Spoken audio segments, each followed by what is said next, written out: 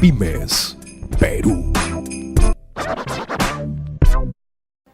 Continuamos con el programa Pymes Perú Radio y Televisión, aquí en la señal del canal 49, conversando con el presidente del partido político Cambia Perú, Carlos Jaico Carranza, y nos quedamos en esta parte, Carlos, ¿cómo hacer para cambiar la cara de nuestro país?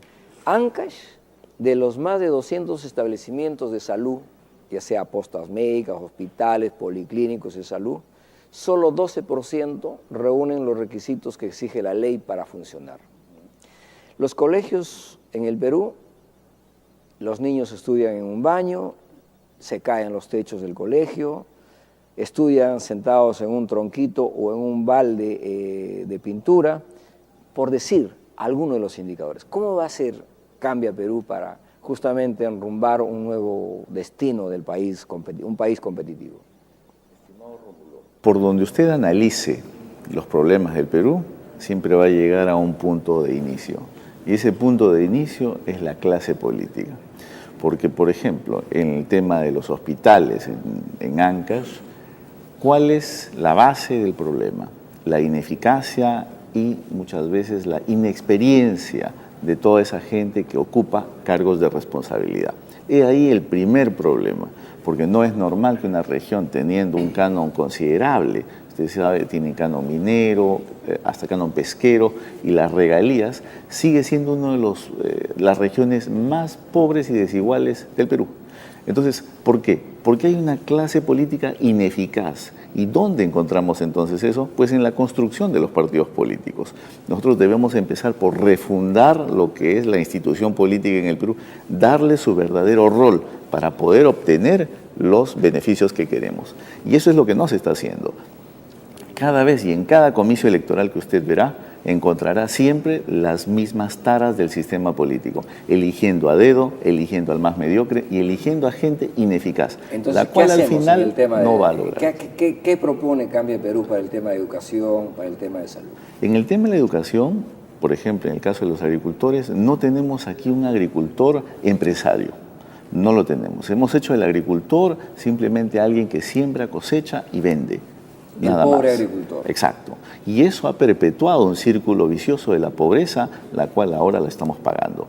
Hagamos del agricultor el empresario de hoy y el empresario del mañana, porque él es el que necesita precisamente producir más, ser explotador de su extensión agrícola. Pero ¿cómo lo hacemos? Por ejemplo, en Loreto los profesores tienen que trasladarse 4 o 5 días navegando en un pequepeque por los ríos para llegar a una comunidad y dar clases. O, por ejemplo, en el BRAE, que acaban de anunciar el retirarse de los profesores porque el Estado no cumple ni siquiera con pagarles sus honorarios que les corresponden mensuales. Claro. Hay un punto importante acá, que hay que ver en qué región estamos y qué necesitamos en esa región. Le doy un ejemplo. En Cajamarca, hemos estado en Cajabamba, y ¿sabe qué? Cajabamba es una provincia eminentemente agrícola y ganadera. ¿No? Exactamente. Ahora, ¿el tema cuál es? De que ahí no hay ni siquiera un veterinario para tratar al ganado. El proceso de inseminación, por ejemplo, se hace una vez a las 500. Y es ahí donde hay un proceso bastante dilatorio de lo que es pues la producción. Eso está llevando a esa región, que es una región ganadera, pues al fracaso. Bueno, pero ahí esta región eligió a un profesor justamente, ¿no? A Gregorio Santos. Pero ¿por qué precisamente elegir a un profesor? ¿Por qué no elegir a un técnico? Alguien que conozca de desarrollo. Está muy bien el señor Santos en lo que pueda hacer, pero vayamos más allá. ¿Qué es lo que queremos? Que digamos, ¿no? Porque Gregorio Santos nos ha afectado seriamente a Cajamarca. Digo más que nada en el aspecto representativo. Si su pueblo lo ha elegido, pues será por algo. Ahora que lo haya hecho bien, es otro problema. Ahora, Cambia Perú, usted ha señalado conocer las regiones. ¿Tiene un mapeo, una prospección geográfica, sectorial? Por ejemplo, el Colegio de Ingenieros en algún momento, cuando era decano el ingeniero Juan Fernán Muñoz, lanzaron el Plan 2040, empezaron a trabajar un plan de largo alcance. ¿El partido de ustedes tiene algunos avances en este tema? Sí, precisamente el Plan 2040 nos sirve de base también de estudio y con otros estudios que hemos hecho también sobre diferentes puntos del desarrollo. Uno de los puntos importantes que debemos tratar nosotros ahora, por ejemplo, es la ciencia y la tecnología.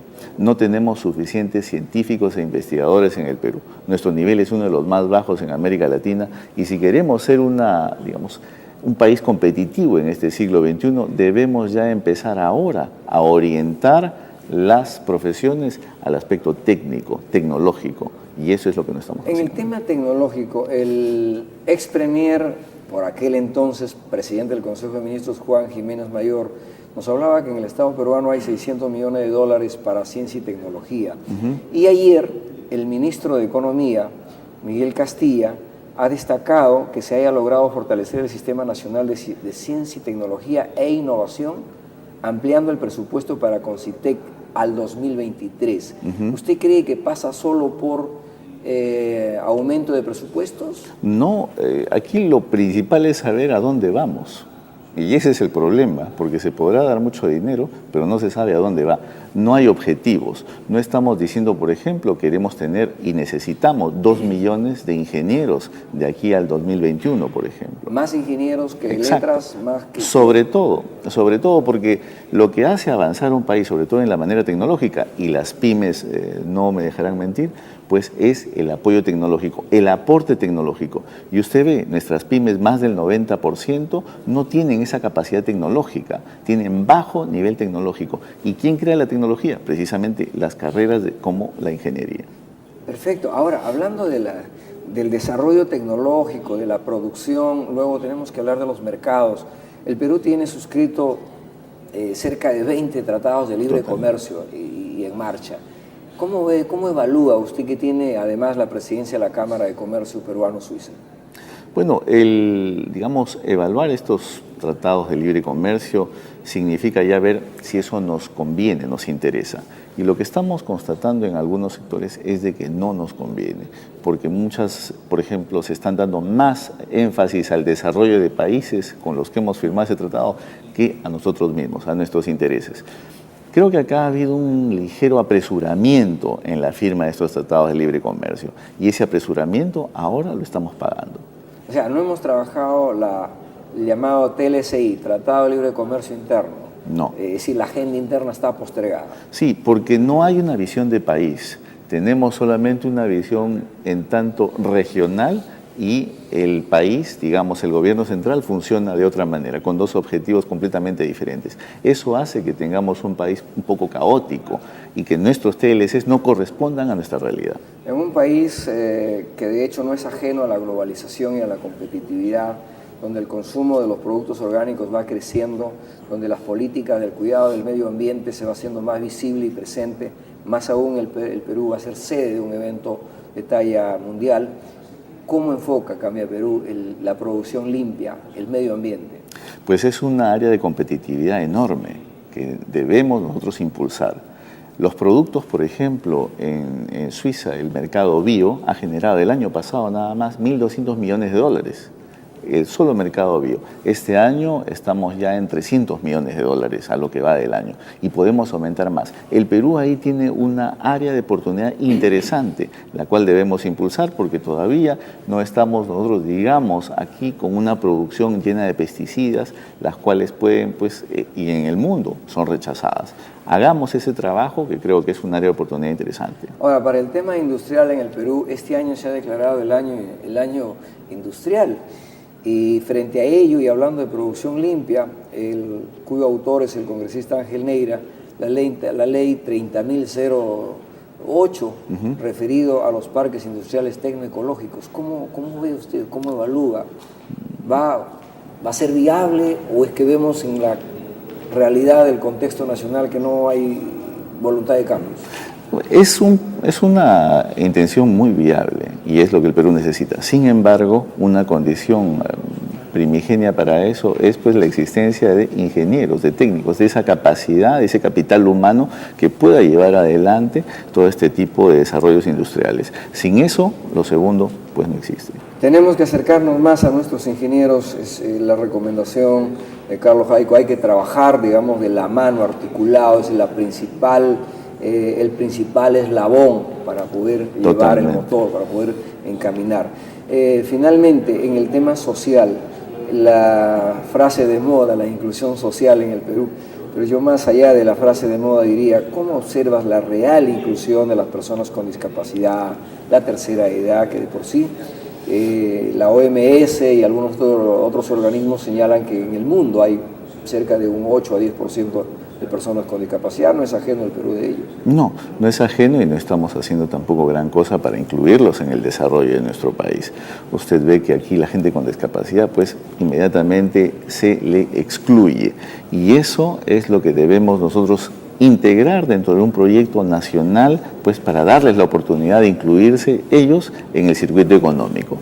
Con respecto, por ejemplo, a las personas ya, a los adultos mayores, vemos que acá el ordenamiento territorial no los considera, ni siquiera para tener un auspicio, un lugar donde ellos puedan, digamos, vivir, donde ellos puedan terminar sus días dignamente. No hay todavía ese pensamiento de que algún día ellos van a tener que, pues, terminar sus días y que los terminen dignamente. ¿Cambia Perú lo incluye en su plan? Lo incluimos totalmente porque eso forma parte del ordenamiento territorial.